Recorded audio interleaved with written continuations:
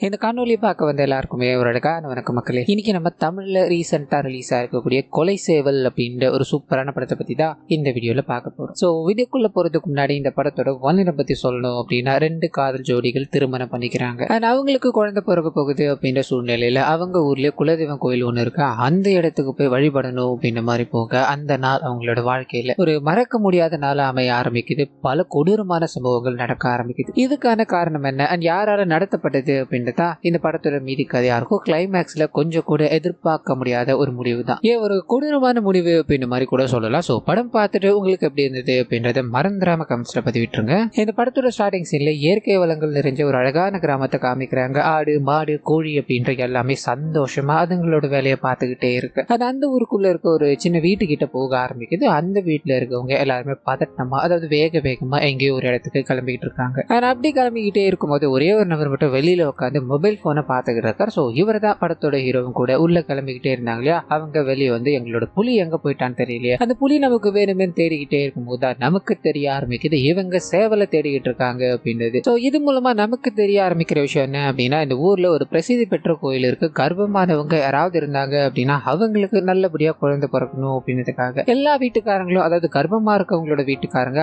அங்க போய் படையல் போட்டுறது அப்படின்றது வழக்கமா இருக்கும். ஸோ அதுக்காக தான் அந்த சேவலை பலி கொடுக்கணும் அப்படின்றதுக்காக இவங்க அந்த சேவலை பிடிக்கணும் அப்படின்ற மாதிரி ட்ரை பண்ணிட்டு இருக்காங்க மாட்டுல. இதனால நாயகனோட ஒரு 2 நண்பர்கள் வர ஆரம்பிக்கிறாங்க. சேவலுக்கு புலின்னு பேரை வச்சுட்டு பிடிச்சா எப்படி பிடிக்க முடியும், அதுக்கெல்லாம் நாங்க வேணும்ல அப்படின்ற மாதிரி துரத்தி இருத்தி பிடிச்சிட்டு அவரோட நண்பரை போய் சந்திக்கிறாங்க. என்னடா வீடு மொத்தமும் கிளம்பிக்கிட்டு இருக்கு, நீ குளிக்காம கூட உட்காந்துக்கிட்டு இருக்கன்னு சொல்ல, நான் அவங்கள மாதிரி வெட்டி பையனா, என்னோட மனைவி வந்தது நான் குளிச்சுட்டு கிளம்பி வேண்டான்னு பேசிக்கிட்டே இருக்கும்போது இவரோட மனைவி வர ஆரம்பிக்கிறாங்க. ஒரு சில வார்த்தைகள் எல்லாத்தையும் பேசிட்டு நண்பர்களோட சேர்ந்து அந்த ஃபேமிலி மெம்பர்ஸ் எல்லாரும் கிளம்ப ஆரம்பிக்கிறாங்க. இவரோட ஃபேமிலியில இவருக்குன்னு அம்மா அக்கா, அந்த அக்காவோட புருஷன் பசங்க அப்படின்ற மாதிரி எல்லாரும் இருக்காங்க. எல்லாரும் சேர்ந்து ஒரு டிராக்டர் மாதிரி இருக்கும், அதுல ஏறி பயணப்பட்டுக்கிட்டே இருக்கு. அப்படியே கட் பண்ண ஒரு குழந்தை கிட்ட போக ஆரம்பிக்குது. தன்னோட அப்பாவுக்கு சாப்பாடு கொண்டு போகணும் அப்படின்ற மாதிரி அம்மா கிட்ட வாங்கிக்கிட்டே இருக்கு. அந்த பாதை வழியா போகாத, அந்த மாற்று பாதை வழியா போ, மெயின் பாதையில தான் அந்த பொண்ணு கழுத்து எடுத்து போட்டாங்கல்ல அப்படின்ற மாதிரி அம்மா சொல்லிக்கிட்டே இருக்கு. இந்த குழந்தைக்கு அதெல்லாம் பயம் இல்ல, நான் பாத்துக்கிறேன்பா அப்படின்ற மாதிரி அந்த மெயின் பாதையில போய்கிட்டே இருக்கும்போது திடீர்னு ஒரு சத்தம், எதுக்காக இங்க வந்து என்னதான் கொலை பண்ணிட்டாங்களே அப்படின்ற ஒரு குரல். பயந்து ஓடி போறாங்க. அப்படி டிஃபன் பாக்ஸ் எல்லாம் கீழே விழுந்து கிடக்குது. இந்த சீன் அப்படியே கட் பண்ணா அந்த டிராக்டர்ல பயணம் பண்ணிட்டு இருக்காங்க இல்லையா, அங்க போக ஆரம்பிக்குது. சின்ன குழந்தை, நம்ம எதுக்காக பாட்டி எந்த கோயிலுக்கு போயிட்டு இருக்கோம்னு சொல்ல, காலங்காலமா இவங்க எதுக்காக போய்கிட்டு இருக்காங்க அப்படின்ற விஷயத்த ஒரு சின்ன கதையா சொல்ல ஆரம்பிக்கிறாங்க. நந்தா அப்படின்ற ஒருத்தர் அந்த இடத்துக்கு, அதாவது காட்டு பகுதியில போய்கிட்டே இருக்கும்போது அவருக்கு தரையில வெறும் வயிறு மட்டும், அதாவது ஒரு கர்ப்பிணி பெண்ணோட வயிறு மட்டும் தெரிஞ்சது அப்படின்னு மாதிரி பாக்குறாரு. மக்கள் எல்லாரையும் கூப்பிட்டு வந்து அதை முழுமையா தோண்டி பார்க்கும்போது அது ஒரு கடவுள் சிலை மாதிரி தெரிய ஆரம்பிக்குது. அதுவும் கர்ப்பிணி ரூபத்துல இருக்க கடவுள் சிலை. இது ரொம்ப ரேரான விஷயம் இல்லையா, இதனால மக்கள் எல்லாருமே அன்னில இருந்து இன்னி வரைக்கும் வழிபட ஆரம்பிக்கிறாங்க. கர்ப்பமான பெண்கள் இருக்க எல்லாரோட வீட்லயும் வந்து இந்த கோயிலுக்கு வழிபட்டு போறது வழக்கம். குழந்தை நல்லபடியா பிறக்கணும் அப்படின்ற மாதிரி வேண்டிட்டு போவாங்க. அதனாலதான் நாமளும் அங்க போய்கிட்டு இருக்கோமான்னு சொல்ல பேரலாம் அந்த கடவுள் சிலையும் நமக்கு காட்டிக்கிட்டே இருக்காங்க. இன்னொரு பக்கத்துல நாயகன் கிட்டயும் அவரோட மனைவி கிட்டயும் போக ஆரம்பிக்குது. அவங்க பொறுமையா கிளம்பி வரணும் அப்படின்றதுக்காக 2 பேரும் உட்காந்து பேசிக்கிட்டு இருக்காங்க. அந்த சமயம்னு பார்த்து இவங்க இந்த ஊருக்கு இப்பதான் வந்திருக்காங்க போல, அதாவது ரொம்ப நாட்களுக்கு முன்னாடி போயிருக்காங்க, இப்பதான் ரீசெண்ட் டைம்ல வந்திருக்காங்க. இதுக்கு மேல ஊரை விட்டு போற ஐடியாலாம் இல்ல, இங்கேயே எனக்கு ஒரு வேலை கிடைச்சிருக்குமா, அந்த வேலையை பார்த்துட்டு நம்ம இந்த ஊர்ல இருந்துக்கலாம், நம்மளோட வாழ்க்கை இங்கேயே வச்சுக்கலாம் அப்படின்ற மாதிரி பேசிக்கிட்டே இருக்கும்போது அப்படியே கட் பண்ணி நாயகனோட நண்பர்கள் கிட்ட போக ஆரம்பிக்குது. அந்த கோயில் இருக்க இடத்துக்கு போயிட்டாங்க. அங்க இருக்கிற பொருட்கள் எல்லாத்தையும் எடுத்து வச்சுக்கிட்டே இருக்காங்க. அது மட்டும் இல்லாம இன்னைக்கு சரக்கு வாங்கிட்டு வரணும் அப்படின்ற மாதிரி முடிவு பண்ணி கரெக்டா வாங்கிட்டு வந்திருக்காங்க. சோ அது எல்லாத்தையும் எடுத்து பக்குவமா இவங்க வரட்டும் அப்படின்ற மாதிரி காத்துக்கிட்டே இருக்க பேரெல்லாம் இந்த சைடு ஹீரோயின் கிட்ட போக ஆரம்பிக்குது. தன்னோட கணவர் குளிக்கணும் அப்படின்ற மாதிரி போகுது. இவங்களோட ஃப்ரெண்டுக்கு போன் அடிக்க ஆரம்பிக்கிறாங்க. எப்படி இருக்கு அப்படின்ற மாதிரி நல்ல எல்லாத்தையும் விசாரிச்சுட்டு, நாங்க இப்போ இந்த ஊர்ல தான் இருக்கோம், இந்த ஊர்ல இவருக்கு வேலை கிடைக்க போறதால இனிமேல் இங்கேயே இருக்கலாம்னு முடிவு பண்ணிட்டோம் அப்படின்ற மாதிரி பேசிட்டு போனை வச்சுட்டு போக ஒரு வயசானவரையும் அவரோட பையனையும் நமக்கு காமிக்கிறாங்க. 2 பேரும் வண்டியை ஸ்டார்ட் பண்ணிட்டு கிளம்ப ஆரம்பிக்கிறாங்க அப்படின்றத நமக்கு இங்க காட்டிட்டு அப்படி இன்னொரு பக்கத்துல நாயகன் நாயகி 2 பேரும் கிளம்பிட்டாங்க இல்லையா, வண்டியில பயணப்பட்டு வந்துகிட்டே இருக்காங்க. அப்ப நாயகிக்கு ஏதோ ஒரு மாதிரி உறுத்தலா இருக்கு, லைட்டா மயக்கம் போடுற மாதிரி ஆயிடுறாங்க. உடனே வண்டியை நிறுத்தி அவங்களுக்கு என்னாச்சு அப்படின்ற மாதிரி செக் பண்ணிக்கிட்டே இருக்கும்போது எனக்கு என்னமோ இது சரியா படும் தோணல, நம்ம திரும்பி வீட்டுக்கே போயிடலாமான்னு கேட்க, என்ன விளையாடிக்கிட்டு இருக்கியா, நமக்காக தான் அவங்க சாமி கும்பிடவே போயிருக்காங்க, ஒன்னும் ஆகாதுமா, வெயில்ல வந்ததால அப்படி இருக்கும், சரிவா பார்த்து போகலாம் அப்படின்ற மாதிரி வண்டியில கூட்டு போய்கிட்டே இருக்க. இந்த சைடு பொருட்கள் எல்லாத்தையும் எடுத்து வச்சிட்டாங்க இல்லையா, மற்ற வேலைகள் எல்லாத்தையும் பார்த்துக்கிட்டு இருக்காங்க. அதே சமயத்துல இவங்க இருக்கிற இடத்துக்கு கொஞ்சம் தள்ளி ஒரு 4-5 நபர்கள் வண்டியில வந்து இறங்குறாங்க அப்படின்ற மாதிரியும் ஏதோ ஒரு பெரிய விஷயத்துக்கு பிளான் பண்ணிக்கிட்டு இருக்காங்க போல. அது என்ன ஏது அப்படின்றது நமக்கு இப்போதைக்கு ரிவீல் பண்ணாம கட் பண்ணி ஹீரோ கிட்டே போக ஆரம்பிக்குது. அவரோட மனைவி ஒரு மாதிரி மயக்கம் போட்ட நிலைமையில இருந்தாங்க இல்லையா, ஒரு கடையில நிறுத்துறாரு. சோடா வாங்கி கொடுத்துக்கிட்டே இருக்கும். இருக்கும்போது இவங்க இதை குடிக்க மறுக்கிறாங்க. நம்ம எதுக்காக இப்ப நின்னோம், நம்ம இங்கிருந்து போயிடலாமே அப்படின்ற மாதிரி சுத்தி முத்தி பார்த்துக்கிட்டே இருக்கும்போது இவரோ அதெல்லாம் ஒன்னும் கிடையாது, நீ குடி, நம்ம இங்கிருந்து போகலாம், ஒரு பிரச்சனை ஆகாது மாதிரி குடிக்க வச்சு கூட்டு போய்கிட்டே இருக்க. அப்படியே வயசான ஒரு சின்ன பையனும் வண்டியில வந்துகிட்டே இருந்தாங்க இல்லையா, அவங்கள ஒரு நபர் நிறுத்தி ஏதோ ஒண்ணு பேசிக்கிட்டு இருக்காரு. என்ன ஏது அப்படின்றது ரிவீல் பண்ணல. ஆனா இந்த வயசானவரோட முகத்துல பயங்கரமான கோபம் வர ஆரம்பிக்குது. அந்த கோபத்தோட மறுபடியும் வண்டி எடுத்துக்கிட்டு கிளம்ப ஆரம்பிக்க. இன்னொரு பக்கத்துல இந்த சைடு நாயகன் அப்படி இப்படின்னு மேனேஜ் பண்ணி அந்த கோயில் வரைக்கும் வந்துட்டார் அப்படின்ற மாதிரி இருக்கும். கோயிலுக்குள்ள கூட்டு போய்கிட்டே இருக்கும்போது அடர்ந்த காட்டு பகுதி தான் இல்லையா, அதுல காலை வைக்கும் போதெல்லாம் இவங்களுக்கு ஏற்கனவே இதை அனுபவிச்ச மாதிரியும் அது ஏதோ தப்பு நடக்க போகுது அப்படின்ற மாதிரி தோணிக்கிட்டே இருக்க. இவர் ஒன்றுமே இல்லாம நம்ம கடவுளை வழிபட்டு தானே வந்திருக்கோம், ஒரு பிரச்சனை ஆகாதுமா அப்படின்ற மாதிரி அவங்கள கூட்டுவே ஃபேமிலியில உட்கார வச்சு அவ்வளவுதான் எல்லாம் வந்தாச்சு. சாமியை கும்பிட வேண்டியதுதான் வேலை இருக்கு அப்படின்ற மாதிரி சாமிக்கு தேவையான பொருட்கள் எல்லாத்தையும் ரெடி பண்ணிக்கிட்டே இருக்கும்போது பேரலா அந்த 4-5 பேர் உள்ள வந்தாங்கன்னு இல்லையா, அவங்க ஒரு பக்கத்துலயும் இவங்க எல்லாரும் ஒரு பக்கத்துலயும் காட்டப்பட்டுக்கிட்டு இருக்காங்க. சோ இங்க என்ன நடந்துகிட்டு இருக்கு அப்படின்றது நமக்கு இன்னும் தெளிவா புரிய வைக்காம அப்படியே கட் பண்ணி இங்க சாமி கும்பிடணும்னு போனாங்க இல்லையா, மத்தவங்க சரக்கடிக்கணும்ன்ற மாதிரி ஹீரோவை கூட்டு போக நாயகனுக்கு சரக்கடிக்கிற பழக்கம் இல்லை அப்படின்னாலும் தன்னோட மாமாவோட உட்காந்து பேச ஆரம்பிக்கிறாரு. அந்த சமயத்துலதான் நான் கரெக்டா கிடையாது,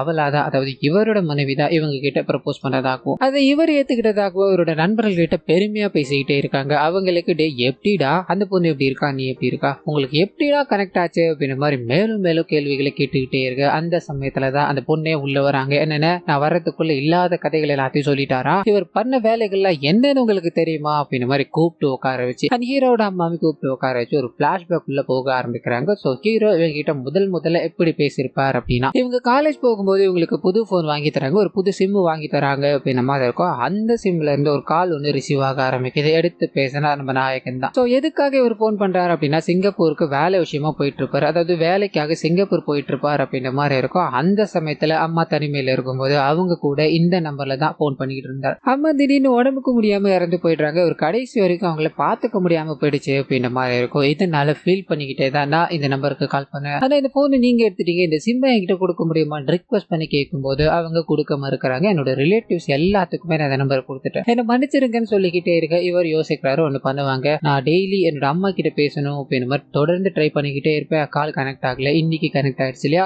இதே மாதிரி நீங்க என்னைக்காவது ஒரு நாள் நான் போன் பண்ணேன் அப்படின்னா அதை அட்டன் பண்ணி வச்சுட்டு போயிடுங்க, நான் என்னோட அம்மா கிட்ட பேசுற மாதிரி என்னோட விஷயங்கள் எல்லாத்தையும் ஷேர் பண்ணிக்கிறேன் அப்படின்ற மாதிரி சொல்ல இவங்க யோசிக்கிறாங்க. சரி, பார்க்க பாவமா இருக்காரு. இதனால சரின்னு சம்மதிக்கிறாங்க. இதுக்கு அடுத்தடுத்த நாட்கள் அவர் போன் பண்ணிக்கிட்டே இருக்கும்போது ரொம்ப நேரமா பேசிக்கிட்டே இருக்காரு. இவங்களுக்கு ஆர்வமா இருக்கு, அப்படி என்னதான் அவர் பேசுறாரு அப்படின்ற மாதிரி காலை அட்டன் பண்ணிட்டு கேட்க ஆரம்பிக்க அவரோட வாழ்க்கையில டெய்லி நடந்த விஷயங்களை இங்க பகிர்ந்துகிட்டு இருக்காரு அப்படின்ற மாதிரி இருக்கும். இதனால இவங்க கேட்க ஆரம்பிக்கிறாங்க, நிறைய சிரிக்க ஆரம்பிக்கிறாங்க. தன்னை அறியாம அவர் ரொம்ப பிடிச்சி போயிடுது. அவர் ஒரு நாள் கால் பண்ண தவறுனாலும் இவங்களுக்கு பயங்கரமா மிஸ் ஆகுற மாதிரி ஃபீல் ஆகிக்கிட்டே இருக்கு. இதை இவங்களோட ஃப்ரெண்டு கிட்ட சொல்ல ஆரம்பிக்கிறாங்க. என்ன இதுதான் மேட்ரா, சரி இவனை பண்ணலாமா அப்படின்ற மாதிரி அவருக்கு இவங்களா கால் பண்ணி நீங்க எப்படி இருக்கீங்க அப்படின்னு மாதிரி கேட்டு விசாரிச்சுட்டு ஒரு இடத்துக்கு நீங்க வர முடியுமா அப்படின்னு மாதிரி கோயில்ல 2 பேரும் முதலா சந்திக்கிறாங்க அப்படின்னு மாதிரியோ 2 பேரோட காதல் இங்கதான் உருவாகுது அப்படின்றதையும் நமக்கு காமிக்கிறாங்க. இதுக்கப்புறம் தான் காதல் திருமணத்தை பண்ணியிருக்காங்க. இந்த விஷயங்கள் எல்லாத்தையும் பிரசன்ட்ல சொல்லிக்கிட்டே இருக்கும்போது பாத்தீங்களாத்த, நீங்க உயிரோடு இருக்கும்போதே அம்மா இறந்து போயிட்டாங்க, அம்மா கிட்ட பேசுறதா தான் நான் உங்ககிட்ட பேசுறேன்னு சொல்லி இவ்வளவு வேலைகளை பார்த்துக்கிட்டு இருக்காருன்னு சொல்ல அவங்க கண் கலங்க ஆரம்பிக்கிறாங்க.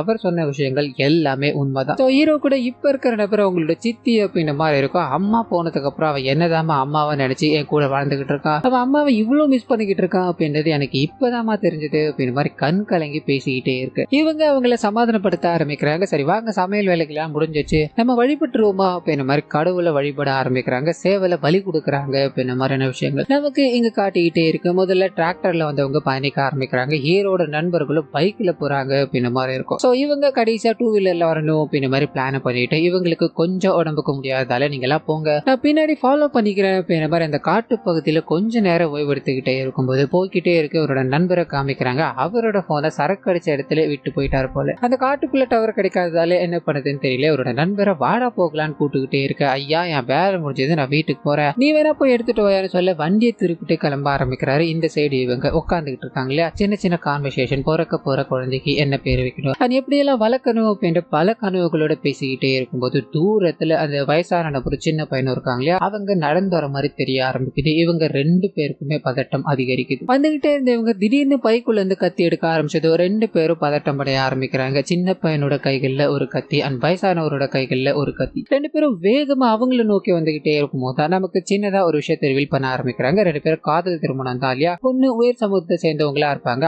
அவங்க கூட சேர்ந்துக்கிட்டு அவ புள்ளைய வாங்கிட்டு நிக்கிறா. இப்ப ஊருக்குள்ளே வந்து சுத்திக்கிட்டு திரியிறா வேற. அவளை நீங்க கொல்லாம விடக்கூடாது அப்படின்ற மாதிரி சொல்லி அமைச்சிருப்பாங்க. அதனாலதான் இவங்க இங்க வந்திருக்காங்க அப்படின்றது நமக்கு காட்டப்பட்டுக்கிட்டே இருக்கு. முதல் குத்து அந்த பையனோட கத்தியில இருந்து விழ ஆரம்பிக்குது. இவங்க முதல்ல எவ்வளவு பேசி பார்க்கணும் அப்படின்ற மாதிரி ட்ரை பண்ணிக்கிட்டே இருக்காங்க. ஆனா வந்திருக்கவங்க பேச வரல அப்படின்றது நிறைய குத்துக்கள் மூலமா தெரிஞ்சுக்கிட்டு அங்க வந்து தப்பிச்சு ஓடணும் அப்படின்ற மாதிரி ட்ரை பண்ணிக்கிட்டே இருக்கும்போது திடீர்னு அந்த 5-6 பேர் கொண்ட கும்பல்னு சொன்ன இல்லையா, அவங்க வர ஆரம்பிக்கிறாங்க. அவங்களும் இதே குடும்பத்தை சேர்ந்தவங்க தான் போல. அண்ணன் பாசத்தால விட்டாலும் விட்டுருவாரு, இவங்களை கருவறுக்க வராதடா அப்படின்ற மாதிரி வீட்டு பெண்கள் சொல்லி அனுப்புறதால இவனுங்க கத்தியும் கைகளுமா வந்து நிக்கிறானுங்க. இத்தனை பேருக்கு மத்தியில உடம்புக்கு முடியாம இருக்க, அதாவது வலியால துடிச்சுக்கிட்டு இருக்க இவரோட மனைவியை கூப்பிட்டுக்கிட்டு இவரும் எப்படி தப்பிக்க போறாரு அப்படின்ற ஒரு எண்ணம் தன்னால முடிஞ்ச அளவுக்கு அவங்க கிட்ட கையில காலில் விழுந்து அவங்களையும் தள்ளி கிள்ளி விட்டு கெஞ்சி பாக்குறாரு. எங்களை விட்டுடுங்கடா, நாங்க இதுக்கு மேல இங்க வரமாட்டோம்டா அப்படின்ற மாதிரி கெஞ்சிக்கிட்டே இருக்கு. முடிவுல ஒண்ணுமே பண்ண முடியாம போயிடுது. எல்லாருமே இறக்க குணம் இல்லாம அவங்கள கொடூரமான முறையில குத்தி கிழிச்சுக்கிட்டே இருக்கு. இவங்க ரத்த வெள்ளத்துல துடிக்க ஆரம்பிக்கிறாங்க. என் உயிரே போனாலும் சரி என் மனைவி விட்டுறக்கூடாது அப்படின்ற மாதிரி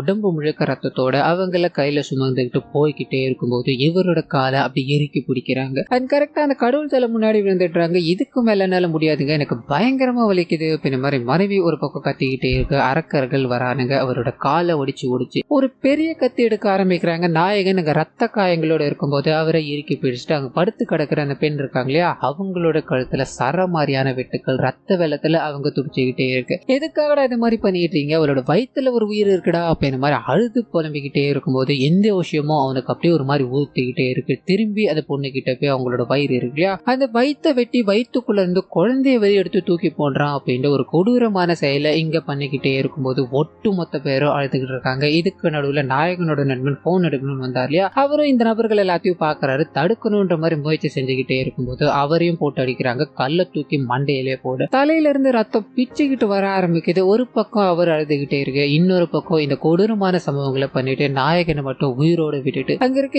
எல்லாரும் நடந்து போய்கிட்டே இருக்காங்க. சோ எங்க நடந்தது ஒரு ஆவண கொலை. இந்த விஷயங்கள் எப்படி நடந்திருக்கும் அப்படின்னா, இந்த ஊருக்குள்ள அவங்க வந்தது குலதெய்வத்தை வணங்க போறது அப்படின்றது எதுவுமே இவங்களோட வீட்டுக்கு, அதாவது பொண்ணோட வீட்டுக்கு முதல்ல தெரிஞ்சிருக்காது. இவங்க தன்னோட நண்பருக்கு போன் பண்ணி நாங்க இங்க வந்துட்டோம், என் குலதெய்வ கோயிலுக்கு போக போறோம், இனிமேல் இங்கதான் இருக்க போறோம் அப்படின்ற மாதிரி சொல்லியிருப்பாங்க இல்லையா. இந்த விஷயம் அவங்களோட ஃபேமிலி கிட்ட போக ஆரம்பிக்குது. அது மூலமா தான் அந்த நபர் தன்னோட பையனை கூப்பிட்டுக்கிட்டு கிளம்புனார் அப்படின்ற மாதிரி இருக்கும். போற வழியில ஒருத்தர் நிறுத்தி பேசியிருப்பார் இல்லையா, அதுவும் எதுக்காக அப்படின்னா நாயகன் அவங்களுக்கு சோடா வாங்கி கொடுத்திருப்பாரு. அந்த விஷயத்தை தான் அவர் சொல்லிக்கிட்டு இருந்தார் அப்படின்ற மாதிரி இருக்கும். அவனை நீ கொன்னாதானே நம்மளோட ஜாதி பெருமையை நம்மளால காப்பாற்ற, அதுக்கு ஏதாவது நீ பண்ணணுன்னு அப்படின்ற மாதிரி சொல்லிட்டு போயிருப்பாங்க. அந்த கோபத்தோட வெறி செயல் தான் இங்க நடந்துகிட்டு இருக்கு அப்படின்றத நமக்கு காட்சிப்படுத்திக்கிட்டே இருக்கு. கடவுளா வழிபடுகிட்டு இருக்காங்களே கர்ப்பிணி தெய்வம், அந்த தெய்வமே மறுபடியும் மறுபிறவி எடுத்து வந்தா கூட இவனுங்க இதே தான் கடவுளுக்கும் பண்ண போறானுங்க. எங்க ஜாதி அப்படின்றது மனுஷனை வாழ விடாது, ஒரு கொடூரமான மிருகமா மாத்திக்கிட்டு இருக்கு அப்படின்ற வாய்ஸ் ஓவரோட இந்த படத்தை இத்தோட முடிக்கிறாங்க. சோ கண்டிப்பா இந்த படம் உங்க எல்லாருக்கும் பிடிச்சிருக்கும் அப்படின்ற மாதிரி நம்புறேன். இந்த வீடியோல ஏதாவது நிறைய குறைகள் இருந்தது அப்படின்னா அதை மறந்துடாம கமெண்ட்ஸ்ல பதிவிட்டுருங்க.